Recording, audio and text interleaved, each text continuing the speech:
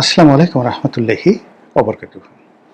সম্মানিত দর্শক, ভারতের সঙ্গে আমাদের যে ৭টি রাজ্য রয়েছে, ভারতের ৭টি রাজ্য রয়েছে এবং সেই ৭টি রাজ্যের সঙ্গে আমাদের সীমান্ত, সেই সীমান্তে এখন রীতিমতো অশনির সংকেত দেখা দিয়েছে। অনেক আগের থেকেই মায়ানমারের সীমান্তে আমরা বলতে গেলে বিপদগ্রস্ত অবস্থায় আছি। বাংলাদেশ এবং মায়ানমারের যে নো ম্যানস ল্যান্ড আছে, সেই এলাকা ঘিরে লক্ষ লক্ষ রোহিঙ্গা, হাজার হাজার অস্ত্রধারী বিভিন্ন জাতিগোষ্ঠীর যারা যোদ্ধা, সেখানে আরাকান আর্মি, কুকিচিন থেকে শুরু করে আরও অনেকে, আর সীমান্তের এপারে বাংলাদেশে প্রায় 15 লাখ রোহিঙ্গা। এদের একটা বিরাট অংশ অপরাধী, বিরাট অংশ অস্ত্রধারী। এদের কারণে কি হলো, পুরো টেকনাফ, উখিয়া, কক্সবাজার, 3টি পার্বত্য জেলা, এগুলো সহ এমনকি আমাদের যে চট্টগ্রাম জেলা, চট্টগ্রাম শহর, বিভাগীয় শহর, আমাদের প্রাণ, এই অঞ্চল আমাদের হাতছাড়া হয়ে যাওয়ার আতঙ্ক বিরাজ করছে। এবং যে ধরনের কথাবার্তা ব্যাংকক থেকে আরাকান আর্মি বলছে, কুকিচিন বলছে, যে সকল কথাবার্তা আমেরিকার যে সকল বুদ্ধিজীবী রয়েছে যারা বার্মা অ্যাক্ট বাস্তবায়ন করতে চায়, তারা আমাদের ওই অঞ্চলকে কেন্দ্র করে, অর্থাৎ বৃহত্তর চট্টগ্রামকে কেন্দ্র করে এবং মায়ানমারের আরাকান অঞ্চলকে নিয়ে একটি খ্রিস্টান রাষ্ট্র গঠন করার যে পরিকল্পনা তারা করে যাচ্ছে, এবং সেই পরিকল্পনার প্রেক্ষিতে সেখানে যেভাবে যুদ্ধ বাঁধিয়ে রাখা হয়েছে, এটি আমাদের দেশের যারা নিরাপত্তা বিশ্লেষক, নিরাপত্তা রক্ষার দায়িত্বে যারা আছেন, সেনাবাহিনী, তাদের ঘুম রীতিমতো হারাম করে ফেলেছে। কক্সবাজার অঞ্চলে যাদের ব্যবসা রয়েছে, বাণিজ্য রয়েছে, হোটেল রয়েছে, মোটেল রয়েছে, এমনকি চট্টগ্রাম কেন্দ্রিক যাদের ব্যবসা বাণিজ্য রয়েছে, তারা কেউ এই রোহিঙ্গা সমস্যা সৃষ্টি হওয়ার পর সুখে নেই, শান্তিতে নেই।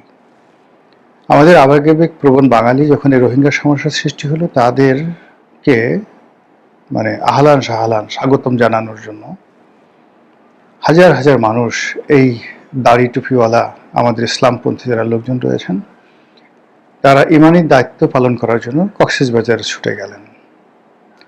ওই সময় তো আমি বলেছিলাম যে এরা এতটা খারাপ, এতটা বজ্জাত, এই রোহিঙ্গারা, তাদের ইতিহাস, এই মুঘল আমলের তারা কি অপকর্ম করেছে, এগুলো নিয়ে আমি টেলিভিশন টক শোতে বহুবার বলেছি এবং বাংলাদেশ প্রতিদিন পত্রিকায় লিখেছি যে এদের মতো এরকম বাজে স্বভাবের কোনো লোক নেই। আজকের যারা আলেম ওলামা তাদেরকে স্বাগত জানাচ্ছেন, খুব দ্রুত এদের জন্য সবাইকে কাঁদতে হবে, সবাইকে কাঁদতে হবে, এবং এখন পরিস্থিতি প্রায় সেই পর্যায়ে রয়ে গেল।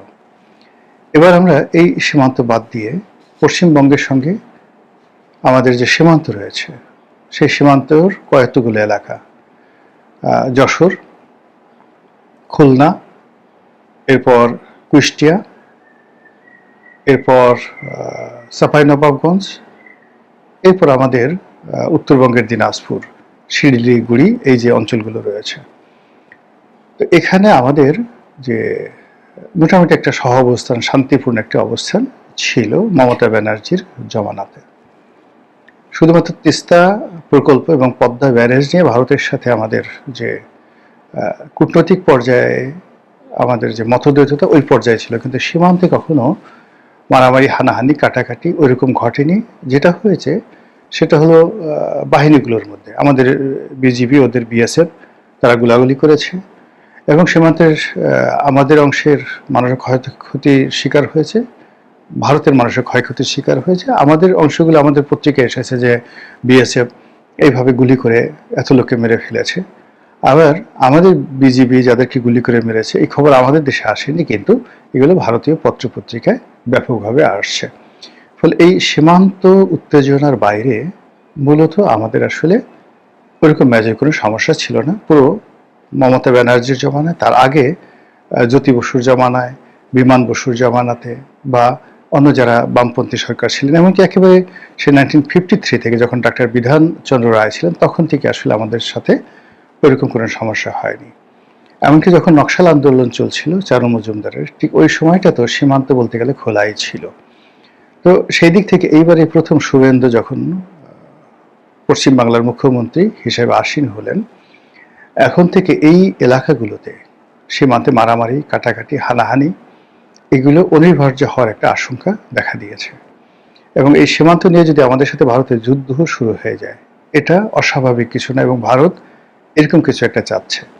গত 2 বছর ধরে আমরা শুনে আসছি ভারতের পত্রপত্রিকায় ভীষণভাবে ভারত সরকারকে প্রভোগ করা হচ্ছিল যে এখনই বাংলাদেশে সৈন্য পাঠিয়ে বাংলাদেশ দখল করা উচিত, এখনই সার্জিক্যাল স্ট্রাইক চালিয়ে মোহাম্মদ ইউনূসের সরকারকে, তারা ঠাট্টা করে ডক্টর মোহাম্মদ ইউনূসকে মোহাম্মদ ইউনূস বলতো, আর কেউ কেউ বলতো মিয়া ইউনূস, মানে ওই যে একজন পর্নো তারকা আছেন মিয়া খলিফা, সেই মিয়া খলিফার নামের সঙ্গে ডক্টর মোহাম্মদ ইউনূসের একটা নাম সংযোগ ঘটিয়ে তাকে একজন বাজে মানুষ হিসেবে চিহ্নিত করার মানুষে ভারতীয় পত্রপত্রিকার বা সাংবাদিক যে সকল লোকজন ইউটিউবে আসতো বা তাদের যে সকল মিডিয়াতে তারা কথা বলতো, তারা এই দুটো শব্দ উচ্চারণ করতো, মোহাম্মদ ইউনূস, এখানে মোহাম্মদ শব্দটিকে অপমান করা হতো, আর মিয়া ইউনূস মানে এখানে মিয়া কথা বলে ওই মিয়া খলিফার সঙ্গে মিলিয়ে ডক্টর মোহাম্মদ ইউনূসকে লাঞ্ছিত করার চেষ্টা করে তারা বলতো যে আমরা ওখানে কামান সেট করেছি, আমরা ওখানে দূরপাল্লার বা মাঝারি পাল্লার ক্ষেপণাস্ত্র করেছি, ওখানে 1 ব্যাটালিয়ন সৈন্য আছে, ওখানে 1 রেজিমেন্ট সৈন্য আছে, এরকম নানা রকম গল্পগুজব শুনে আমরা ভয়ে ছিলাম যে কোনো সময় সীমান্তে মারামারি লেগে যেতে পারে।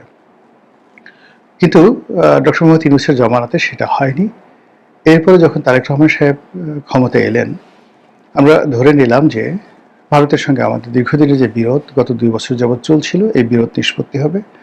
শেখ হাসিনার জামানাতে যে একপেশে নীতি ছিল, ভারত কেবলই মাত্র বাংলাদেশকে শোষণ করত, সেটার অবসান হবে এবং একটা নতুন বাংলাদেশের আমরা সন্ধান পাবো। কিন্তু শুভেন্দুর যে ক্ষমতায় আরোহণ, এই ক্ষমতায় আরোহণ এবং তার যে অতীতকালে বিভিন্ন বক্তব্য, বিশেষ করে আওয়ামী লীগকে বাংলাদেশের রাজনীতিতে পুনর্বাসন করা, আওয়ামী লীগের লোকদেরকে কলকাতায় আশ্রয় দিয়ে তাদের মাধ্যমে বাংলাদেশে গেরিলা আক্রমণ চালানো, আওয়ামী লীগের লোকদের হাতে অস্ত্র তুলে দেওয়ার জন্য যে সমস্ত কথাবার্তা শুভেন্দু ইতিপূর্বে বলেছেন, এখন প্রধানমন্ত্রী নির্বাচিত হওয়ার পর তিনি যদি তার 1%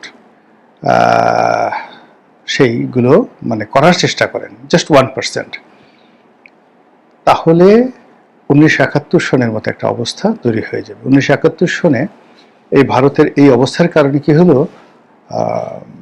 পাকিস্তান আর্মি অনেক আগেই তারা সীমান্ত কিন্তু ছেড়ে দিয়েছিল। 1971 সালের যে 26শে মার্চের পরের থেকে পুরো সীমান্তের যে নিয়ন্ত্রণ, এটি বাঙালিদের হাতে ছিল, মুক্তিযোদ্ধাদের হাতে ছিল, ভারতের হাতে ছিল।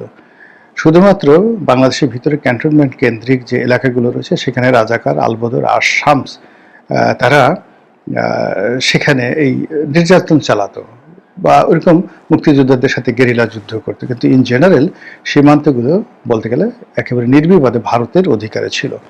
ফলে কি হতো, মুক্তিযোদ্ধারা, মুজিব বাহিনীর সদস্যরা তারা অনায়াসে ভারতে চলে যেত, ট্রেনিং নিয়ে আবার চলে আসতো, আবার বাংলাদেশে অপারেশন চালিয়ে তারা ভারতে চলে যেত। তো এই যে কাজগুলো তারা করেছে, সেই বিশাল যে আমাদের দেশের জন্য বিশাল যে সীমান্ত রয়েছে, সেই সীমান্ত পাহারা দেওয়ার মতো জনবল, শক্তি, অর্থ, গোলাবারুদ কোনোটাই কিন্তু এখনো পর্যন্ত আমাদের হয়নি। ভারত যে কাজটি করেছে, তাদের যেখানে যেখানে প্রয়োজন সেখানে তারা কাঁটাতারের বেড়া দিয়েছে, যেখানে যেখানে প্রয়োজন সেখানে তারা কুমির ছেড়ে দিয়েছে, যেখানে প্রয়োজন সেখানে তারা বিভিন্ন গেরিলা বাহিনীকে, কখনো বাংলাদেশের শান্তি বাহিনী, কখনো কুকিচিন, বিভিন্ন রকম গেরিলা বাহিনী, বিশেষ করে বনাঞ্চলগুলো, যেখানে বনাঞ্চল, সুন্দরবন বলেন, চট্টগ্রাম, পার্বত্য চট্টগ্রাম, এমনকি আমাদের নেত্রকোনা, তারপরে সিলেট, এই সকল এলাকাতে যে পাহাড় ঘেরা বনাঞ্চল রয়েছে এবং সেই বনাঞ্চলের মধ্যে যে সীমান্ত রয়েছে, সেই সীমান্তে তারা মানে অস্ত্রধারী বিভিন্ন গোষ্ঠীকে মদত দিয়ে এমন করে রেখে যে ওখানে আসলে আমাদের সেনাবাহিনীও সেখানে সহজে ঢোকার চেষ্টা করে না বা যায় না সেখানে, আর বিজিবি তো প্রশ্নই আসে না। তো এই যে একটা অবস্থা ভারত তৈরি করে রেখেছে, তার সঙ্গে যদি রাজনীতির অ্যারোগ্যান্সি যেটিকে বলা হয়, সেই অ্যারোগ্যান্সি যুক্ত হয়, তাহলে এই পরিস্থিতি ক্রমশ অবনতির দিকে যাবে। ইতিমধ্যে আপনারা জানেন যে ত্রিপুরাতে বিজেপির যে সরকার, তারা এখন আগে যেভাবে মানিক সরকার ছিলেন সেরকম নাই। নতুন যারা বিজেপির হয়ে ত্রিপুরাতে চালাচ্ছেন সেই আগরতলাতে, সেখানে এই পুরো সীমান্তটি আমাদের জন্য এখন নিরাপদ নয়।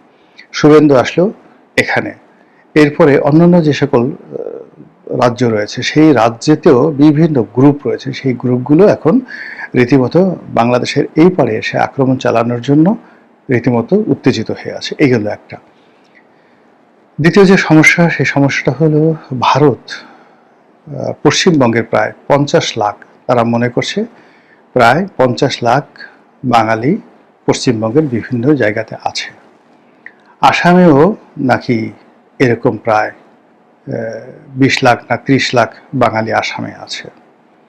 তারপরে গুজরাট, দিল্লি, বিভিন্ন এলাকাতে সব মিলিয়ে, অর্থাৎ ভারতের বক্তব্য অনুযায়ী প্রায় 1.5 কোটি বাংলাদেশের মানুষ তারা ভারতে অবৈধভাবে বসবাস করছে। অনেকে ওখানে ফ্যামিলি কার্ড করেছে, অনেকে নাগরিকত্ব কার্ড করেছে, পাসপোর্ট আছে, কিন্তু প্রকৃতপক্ষে তারা হলো বাঙালি, এরকম দাবি দিল্লির পক্ষ থেকে করা হচ্ছে। এবং যখনই বাংলাদেশের সঙ্গে তাদের সম্পর্কের টানাপোড়েন চলে, তখন তারা ভয় দেখায় যে আমরা এই 1.5 কোটি মানুষকে বাংলাদেশে পুশিং করব, জোর করে পুশিং করব। এবং এর আগে আসামে বেশ কয়েকবার তারা তাণ্ডব চালিয়েছে, ভীষণভাবে তাণ্ডব চালিয়েছে। এবং ওখানকার মুসলিম যারা জনগোষ্ঠী রয়েছে তাদের জীবন এই বিজেপির যারা লোকজন তারা তছনছ করে দিয়েছে।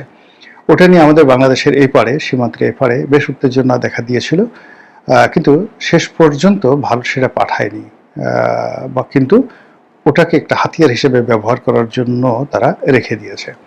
তো এখন আবার এই নতুন তারেক রহমান সাহেবের জমানাতে যখন কথা ছিল বর্তমান সরকারের সাথে একটা ভালো সম্পর্ক হবে, অতীতের যে সমস্যাগুলো আছে সেই সমস্যাগুলো সমাধান করার জন্য উভয় সরকার প্রাণান্ত চেষ্টা করবে, কিন্তু সেটা না করে বরং আরও নিত্য নতুন এই যে সীমান্তের সমস্যা, পুশিং সমস্যা, ভারতীয় নাগরিকদেরকে বাঙালি বলে বাংলাদেশের মধ্যে ঢুকানোর জন্য যে চেষ্টা, এই জিনিসগুলো ভারত যে আবার শুরু করেছে, তা বহন করার ক্ষমতা আমাদের এই রাষ্ট্রের নেই, আমাদের নাগরিকদের নেই, আমাদের সেনাবাহিনীর নেই।